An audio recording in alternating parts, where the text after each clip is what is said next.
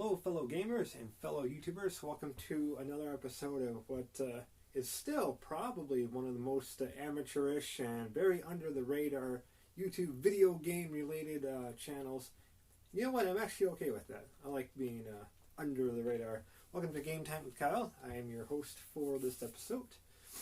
Today, if you watched the previous video, I had sort of the game room tour, kind of taking a look at all my gaming consoles here. I have them kind of all chronologically arranged, and video games themselves here, and more games over there that are off camera. I mentioned in that video that I was going to do sort of a system overview on the Coleco Gemini, and that's what we're going to do on today's episode. We're going to be taking a look, like all my system little reviews here, we'll be taking a look at the system itself, the controller for it, kind of a little bit tour around the system, and we'll play two good games, I think, for the Gemini, which is an Atari 2600 clone, and we'll talk a little bit about that while I'm describing the system itself, just a very brief summary of its history. So that's all next on Game Time.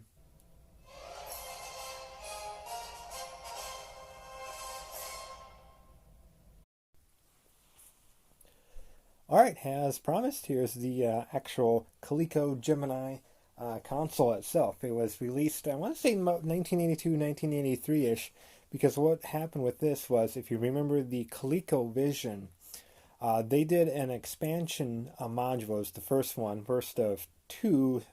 Three was planned, but they only did two. The first one was of an Atari 2600 sort of expansion port, where you could play your Atari 2600 games on the ColecoVision.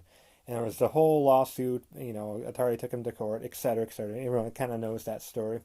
But basically, Coleco won because they didn't use any original parts and etc. that was in the 2600. It was all sort of in-house made. So they won that lawsuit because it's not any patented parts from Atari. So what they did was they eventually went on and made their own sort of just plain old Atari 2600 clone. This is a Coleco Gemini, and it plays just, oh, look at this. I happen to have an Atari game right there. Atari cartridges, just plug in right there, like so. And it did pretty well for them. I think, it was about those early 80s, so that whole video game crash and whatnot. But there was actually a number of Atari 2600 clones at the time. But this was made by Coleco, and that already had a pretty strong name. I'm on Wikipedia for this particular thing because this is interesting. It actually came with, Atari packed in Combat with all their consoles. And Coleco, I guess, for this one, since they were best known for Donkey Kong on the ColecoVision, that was the big game, they released but it came with the Atari 2600 version of Donkey Kong. So that's kind of interesting. I guess later models also included Carnival, Mousetrap, and Frontline. Those are some great Atari games as well. But here I'm on Wikipedia right here. This is something I just found out just recently. I'm just going to read it verbatim here. Coleco struck a deal with Columbia House to start a video game club similar to its record club. Columbia sold the Coleco Gemini as the Columbia Home Arcade through Columbia House Video Game Club. In Canada, CBS Electronics sold the Gemini itself under the Columbia Home Arcade name. So, friends in Canada, you probably recognize that as the Columbia Home Arcade. That's kind of interesting. But anyway, okay, facts aside, here's the Gemini itself. You got your on and off switch, very similar to the Atari 2600. Color in black and white. Game select, of course, a lot of great Atari games come with various versions of the game, or on the cartridge itself, different variations of the game is what I meant to say, excuse me. And the reset button right there. So, left controller, you might notice it's a, trying to get in the best lighting, but there we go.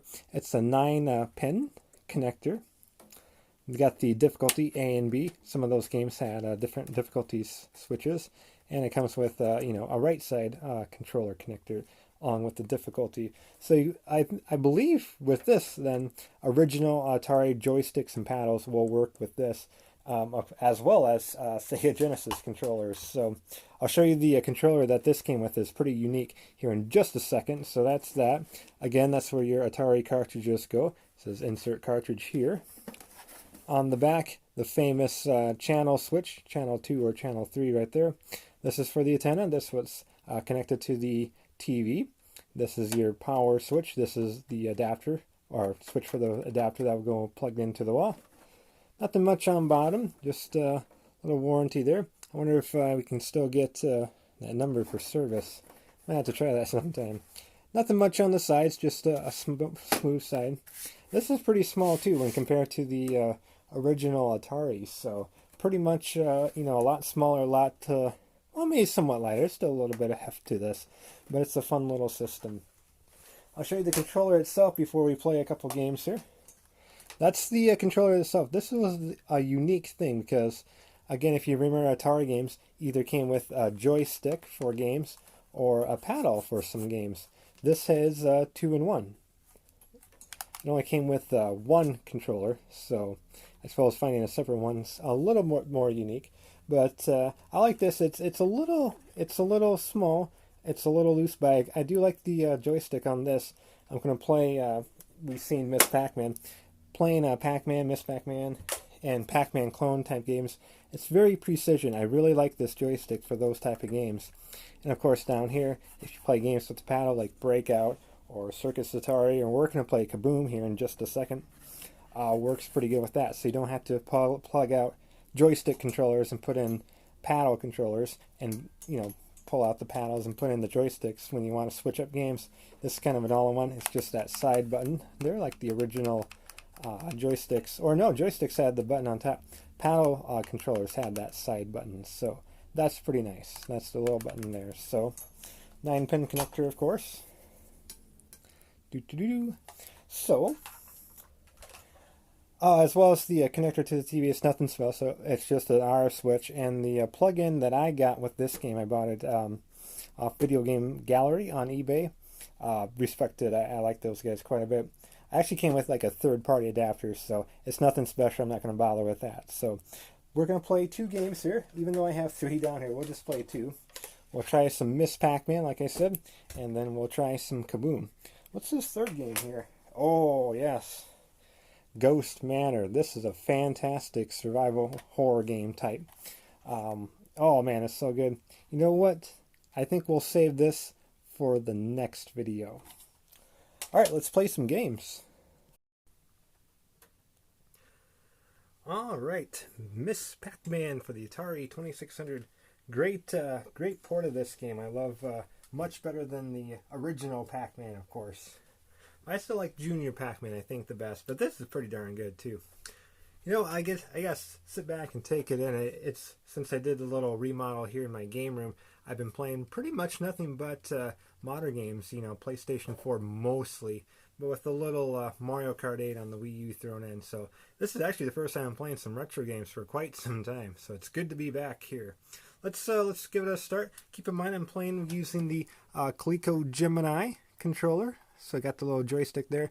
Almost can do it one-handed too. Let's give it a go. Yeah, I love the thin joystick for this. It's not quite as clunky. I can kind of, obviously you're not moving any quicker or whatnot, but I can kind of have some quicker reflexes here. I always found the 2600 joysticks to be a little sticky or a little stiff at times. So this is pretty nice. It's a little loose. You can definitely tell the controller itself has been around for 30 plus years. It's not state of the art. But yeah, this is great. I really like how I'm holding. It's just kind of like this too. Barely even putting a lot. If you're really skilled, you can probably do it one-handed. Huh. Couldn't really do that with the original Atari controllers. Well, you probably could, but not quite as accurate as this. Whoop. This is nice. Yeah, I love this controller. If you're able to find a Gemini controller, I would highly recommend it. I'm not sure if these are compatible in the 2600 or not. I'm gonna go on a limb and maybe say no, but maybe I'll test that for an upcoming video. We'll just finish off the stage here and we'll move on to our next game. There we go. We'll move on to our next game of Kaboom. All right, Kaboom from Activision. Notice again, I did not change control. I'm still using the same one. We're going to be using the bottom of it for our paddle controller. Let's give this a go. Oh, just one player, thank you.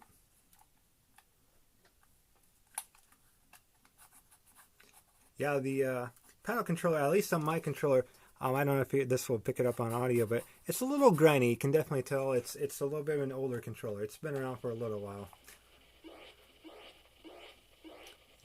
It's a little grimy, but